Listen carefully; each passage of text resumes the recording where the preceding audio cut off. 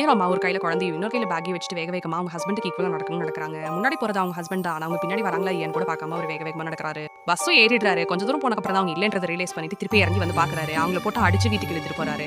இன்னொரு பஸ்ல போறாங்க. வீட்டுக்கு போனோடனே அவங்க எடுத்து வச்ச சாப்பாடெல்லாம் சாப்பிடுறாரு. அவங்களுக்கு கொஞ்சம் கூட மிச்சம் வைக்காம சாப்பிடுறாங்க. அவங்க மிச்சருக்கு ஒரு கைப்பிடி சாப்பாடு மட்டும் சாப்பிடுறாங்க. இப்ப குழந்தைக்கு பால் கீட்டு இருக்கும்போது அந்த பாட்டில் கீழே விழுந்து உடஞ்சிருது. இதனால குழந்தை பால் இல்லாம நைட் ஃபுல்லா அழுதுகிட்டே இருக்கு. அவர் மனுஷன் நிம்மதியா கூட தூங்க விட மாட்டேங்க. அந்த வைஃப் கிட்ட சத்தம் போடுறாரு. அதுக்கு அந்த வைஃப் குழந்தை அழுதுதாங்க செய்யும் சொல்லிடுறாங்க. இதுக்காக எந்திரிச்சு அந்த வைஃப் போட்டு பயங்கரமா அடிக்கிறாரு. ஒரு கடத்துனால அவங்களால தாங்க முடியாம அவங்க கை வைக்காதீங்கன்னு கத்திடுறாங்க. இதை ஒரு ஒரே அசிங்கமா போயிடுச்சு. அடுத்த நாள் இருந்து வைஃப் கிட்ட பேசுறது ஸ்டாப் பண்ணிடுறாங்க. அந்த வைஃப் சமைக்கிறக்கே காசு இல்லைங்க, கொஞ்சம் காசு கொடுங்கன்னு கேட்கறாங்க. அவர் அதெல்லாம் கொடுக்க முடியாதுன்றாரு. இவங்க பக்கத்து வீட்டுக்காரங்க கிட்ட எல்லாம் கடன் வாங்கி சமைச்சிட்டு இருக்காங்க. உங்ககிட்ட அடிக்கிறேன் எவ்வளவு வேணா அடிச்சுக்கோங்க, நான் பேச மட்டும் இருக்காதீங்கன்னு சொல்றாங்க. முதலே பிடிக்காத பொண்ணு கூட வாழ்ந்துட்டு இருக்க மாதிரி இருக்கு. இவரு இந்த சண்டே காரணமா வச்சு வீட்டை விட்டே போயிடுறாரு.